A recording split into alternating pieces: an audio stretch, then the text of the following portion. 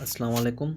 Chapter number 16 last topic है हमारे पास, pollution consequences and control.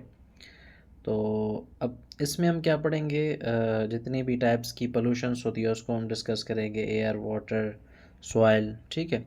सबसे पहले है हमारे पास एयर पोल्यूशन। अब एयर पोल्यूशन क्या होती है, व्हाट इज़ एयर पोल्यूशन?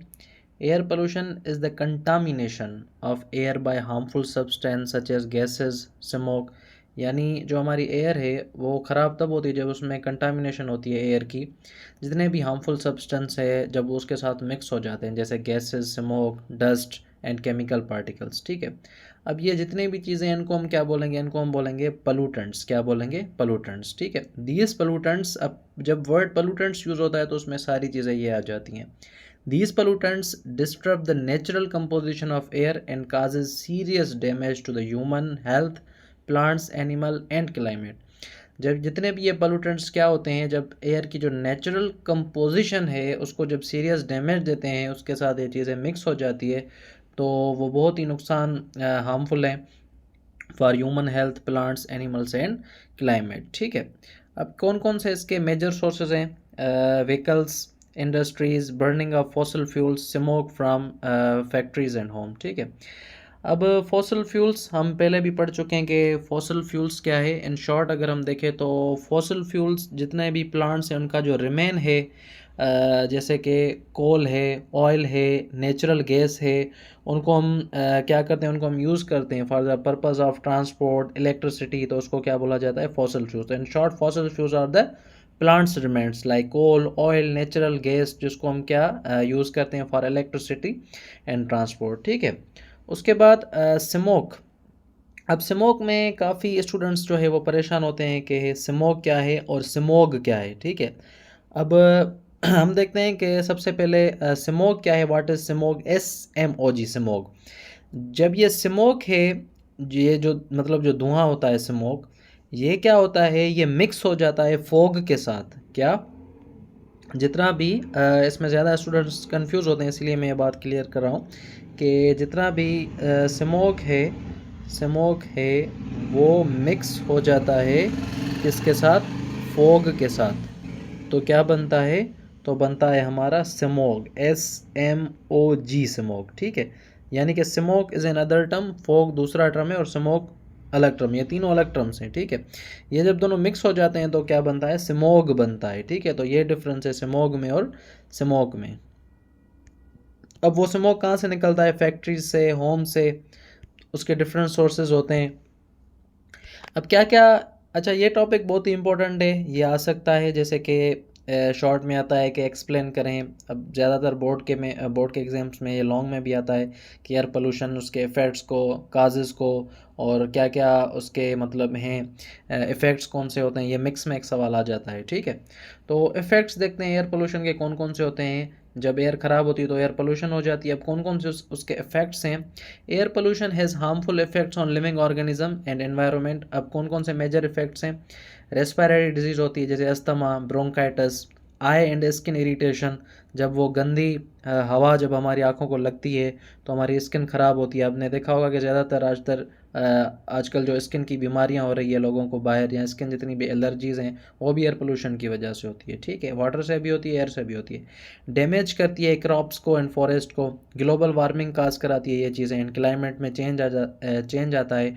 और विजिबिलिटी जो है वो रिड्यूस होती है, जिसको हम क्या बोलते हैं? स्मोक। तो visibility, reduce visibility is caused by smoke. And what is smoke? Smoke, when smoke mixes with fog, तो वो क्या बन जाता है? वो हमारा स्मोक बन जाता है। ठीक है। उसके बाद हाउ स्मोक इज़ फॉर्म, धुआं कैसे बनता है जो स्मोक होता है? Not smoke, this is smoke. ठीक है। Smoke is formed by incomplete combustion of fossil fuels like coal, woods, petrol and diesel. जब इनका इनकम्प्लीट कंबस्शन यानी कि जलते हैं, इनकम्प्लीट जलते हैं, तो उनको हम क्या बोलते हैं? स्मोक बोलते हैं।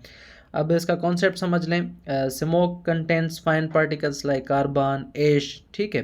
These particles remain suspended in air. They reduce oxygen intake in lungs, causes smog in cities. तो ऐसे स्मोक फॉर्म्ड होता है जब इनकम्प्लीट कंपोजिशन होता है फ्यूल का, कोल का, वुड का, पेट्रोल का एंड डीजल का, तो स्मोक बनता है। ठीक है, अब उसमें पार्टिकल्स होते हैं जैसे कार्बन एश हो गया, और वो जब हवा में रहते हैं तो क्या करते हैं, ऑक्सीजन की जो इनटेक है उसको रिड्यूस करते हैं। आपने 9th क्लास में पढ़ा होगा कि जो गैसेस एक्सचेंज का प्रोसेस होता है उसमें क्या होता है, गैसेस आपस में एक्सचेंज होती है। ठीक है, तो ये जो गैसेस एक्सचेंज का प्रोसेस है उसको भी क्या करता है, रिड्यूस करता है और स्मोग सिटीज़ में काज करवाता है। ठीक है, तो ये होता है हमारा स्मोक फॉर्मेशन। इससे इसके क्या क्या इफेक्ट्स हैं, ब्रीथिंग प्रॉब्लम्स हो सकती हैं, सनलाइट रिड्यूस होती है, रिड्यूस हो जाती है प्लांट्स के लिए। उसके बाद एसिड रेन, जिसको हम ऑलरेडी पढ़ चुके हैं पिछले टॉपिक में कि एसिड रेन्स क्या होते हैं। Acid rains is a rainfall mixed with acid like sulphuric and acid and nitric acid. और sulphuric acid and nitric acid कब बनते हैं, मैंने आपको पढ़ाया था कि जब इंडस्ट्रीज से सल्फर डाइऑक्साइड एंड जो नाइट्रोजन रिमूव होती है तो इनके साथ जो वाटर वेपर्स हैं वो मिक्स हो जाते हैं, तो वो बनाते हैं sulphuric acid and nitric acid. ठीक है, अब ये डैमेज करती हैं क्रॉप को, फॉरेस्ट को, corrosion buildings, acidification of legs, kills fish. ये हम डिटेल में पिछले टॉपिक में पढ़ चुके हैं, तो उसमें आप देख सकते हैं कि एसिड रेन क्या होता है, ये मैंने बहुत ही डिटेल में एक्सप्लेन किया था। ठीक है, उसके बाद ozone depletion. What is ozone depletion?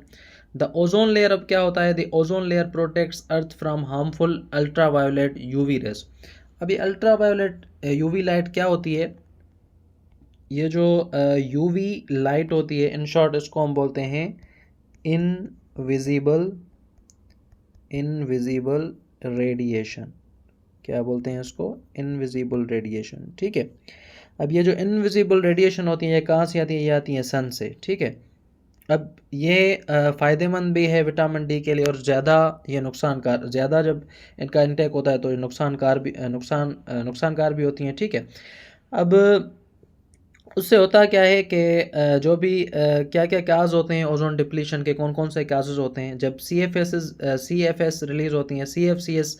अब सी एफ सी एस क्या होती हैं, क्लोरोफ्लोरोकार्बन्स। ये कहाँ यूज़ होती हैं, एरिसोल्स, एसीज में, रेफ्रिजरेटर में, ये जितनी भी हमारी क्या यूज़ होती हैं, क्लोरोफ्लोरोकार्बन यूज़ होती हैं। तो ये इसके मेन काज हैं, जब इनका ज़्यादा क्या होता है, यूज़ होता है, तो ये ओजोन को क्या करता है, ओजोन को अफेक्ट करता है। ठीक है, अब कौन कौन से अफेक्ट हो सकते हैं अगर ओजोन डिप्लीशन हो रही है, डायरेक्ट यूवी लाइट। अब यूवी लाइट क्या होती हैं, वो क्रॉस करके आती हैं ना सन से, एक लेयर है, एक तह है हमारे, जैसे आप यूँ समझ लें कि जैसे हमारे सर के ऊपर छत है वो हमें प्रोटेक्ट करती है, इसी तरह जब हम बाहर जाते हैं तो एक हमारी लेयर है जो क्या करती है, जितनी भी सन से यूवी लाइट यानी कि अल्ट्रा वायोलेट जितने भी रेजेस आते हैं, तो हार्मफुल जितने भी होते हैं वो उसे क्रॉस नहीं कर पाते। तो जब हम सी एफ सी एस का ज़्यादा यूज़ करते हैं, क्लोरोफ्लोरोकार्बन्स का, तो उससे ओजोन डिप्लीशन होती है। ठीक है, ओजोन डिप्लीशन अब कम्प्लीटली नहीं हो रहा, लेकिन आहिस्ता आहिस्ता ओजोन हमारा कमज़ोर हो रहा है। ठीक है, उससे स्किन कैंसर बढ़ जाती है, काफ़ी केसेस सामने आ रहे हैं, आई डैमेज होती है, इम्यूनिटी को रिड्यूस करती है, हार्म होती है प्लांट्स के लिए, प्लांक्टन के लिए। अब व्हाट इज़ प्लांक्टन, ये एक ऑर्गेनिज्म होता है जो क्या करता है, फोटोसिंथेसिस करता है इन द वाटर। ठीक है, ये एक छोटा सा स्मॉल ऑर्गेनिज्म होता है जो पानी में पाया जाता है, तो उसको हम प्लांक्टन बोलते हैं। कैसे हम एयर पोल्यूशन को कंट्रोल कर सकते हैं? Air pollution can be control by proper planning and technology. कौन कौन से कंट्रोल मेजर हैं उसके, हम यूज़ करें फ़िल्टर का, स्क्रब्स का इंडस्ट्रीज़ में। जैसे मैं आपको एग्जांपल दूं सिंगापुर का, आपको यूट्यूब पर काफ़ी वीडियोस मिल जाएंगी।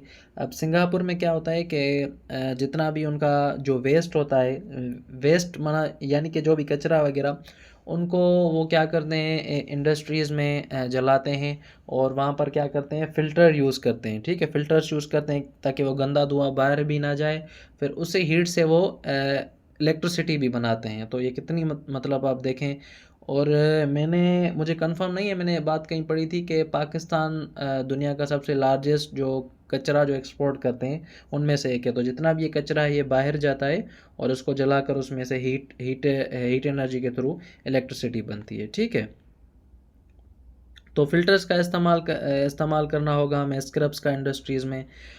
रेगुलर व्हीकल मेंटेनेंस रखनी होगी हमें।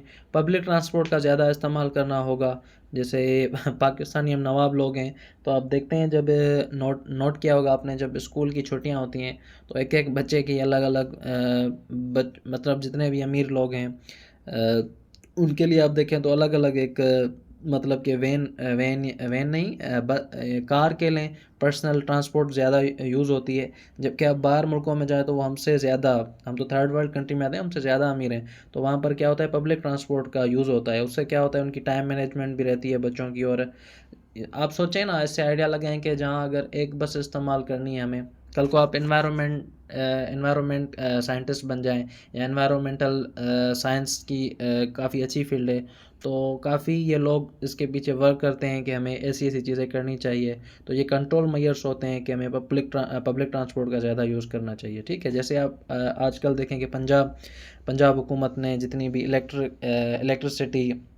इलेक्ट्रिकल बसेस हैं वो लॉन्च की हुई हैं, तो उससे भी क्या होता है जितना भी स्मोक जो से निकलता है धुआं के लिए गंदा, तो वो एनवायरनमेंट में नहीं जाता। ठीक है, बैन करना होगा गवर्नमेंट को, ऐसे कुछ लेने होंगे कदम के जिससे जितने भी ओपन बर्निंग वेस्ट है उसके ऊपर बैन, ऐसे हमें इकदामात लेने होंगे कि हम उनको उन पर बैन लगा दें, जैसे कि फर्स्ट वर्ल्ड कंट्रीज़ में होता है, जैसे यूके यूएसए। ठीक है, उसके बाद afforestation. What is afforestation?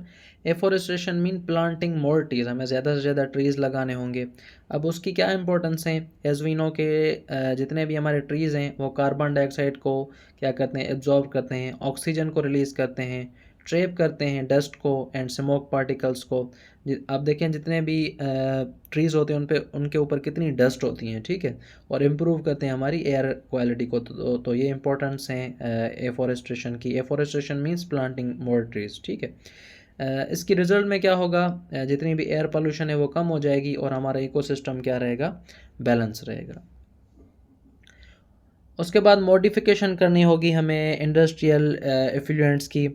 Industries releases harmful gases and waste. Modification में हमें क्या करना होगा, उस वेस्ट को ट्रीट करना होगा रिलीज़ करने से पहले। ठीक है, इको फ्रेंडली टेक्नोलॉजी हमें इस्तेमाल करनी होगी और इंडस्ट्रियल वेस्ट को रिसाइकिल करना होगा। जैसे आप देखें कि एग्जांपल लें, जितनी भी लेबॉर्ट्रीज़ होती हैं और जितने भी उनके इक्विपमेंट्स होते हैं, तो वो क्या करते हैं, आपने सुना होगा, अगर नहीं तो ऑटोक्लेव एक मशीन आती है, आप यूट्यूब पर देखना।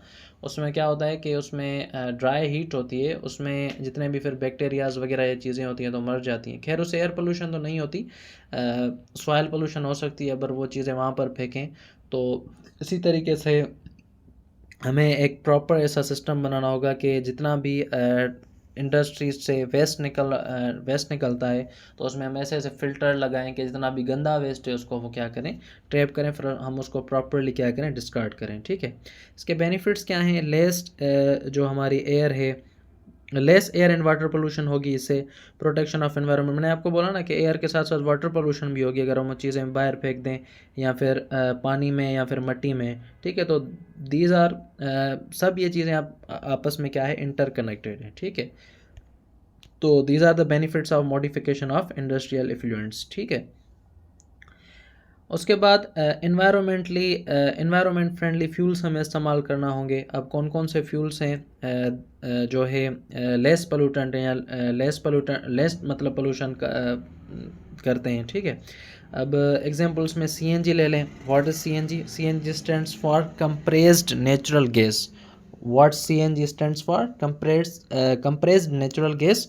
अब ये क्या करती है, ये फ्यूल को क्लीन करती है और इसमें जो स्मोक होती है, स्मोक नॉट स्मोग, स्मोक। ठीक है, ये कॉन्सेप्ट आप क्लियर कर लें, स्मोक और स्मोक का कंफ्यूज होते हैं ज़्यादातर स्टूडेंट, तभी मैं बार बार ये बता रहा हूँ। तो सीएनजी जो हमारी कंप्रेस्ड नेचुरल गैस होती है वो क्या करती है, वो क्लीन करती है फ्यूल को, और इसमें जो स्मोक होता है, जो धुएं का मिकदार होता है वो कम होता है। उसके बाद LPG stands for liquefied petroleum gas. It is also called cooking fuel. ठीक है, इसको हम कुकिंग फ्यूल जो घरों में हम यूज़ करते हैं, एलपीजी लिक्विफाइड पेट्रोलियम गैस। ठीक है, अब ये जो बर्न होती है तो ये जो कोल है उससे ज़्यादा क्लीन होती है। ठीक है, और दूसरी बात ये कि ये क्या करती है, मतलब कि जो कोल है, जैसे मैंने आपको एग्जांपल दिया पीछे कि स्मोक जो है या एयर पार्टिकल्स जितने भी हैं, जब वो इनकम्प्लीट बर्न होते हैं तो उससे ये फॉर्म होता है, तो उनसे ये कम मतलब जल रही होती है, कम मतलब इसका वेस्ट होता है एज़ कम्पेयर देम। उसके बाद biogas, what is biogas? Biogas क्या है? जितना भी एनिमल वेस्ट होता है उनको हम क्या करते हैं, एनिमल वेस्ट को बायोगैस बोला जाता है, उसको हम यूज़ करें। जैसे गांव में आपने सुना होगा कि गांव में ऐसा होता है कि जितने भी गाय का गोबर है उसको कहीं गड्ढे में या कंबाइन करके फिर उससे गैस वगैरह कोई बनती है, तो ये भी अच्छा है, इससे जितना भी इसका वेस्ट निकलेगा तो वो इतना ज़्यादा हार्मफुल नहीं होगा, ठीक है। सोलर एंड वाइंड एनर्जी को यूज़ करें, वाइंड एनर्जी से टरबाइन वगैरह हो गए, तो हमें इन्वायरमेंटली फ्रेंडली फ्यूल जो हैं उनका इस्तेमाल करना चाहिए, जिनमें ये चीज़ें सारी आ जाती हैं, ठीक है।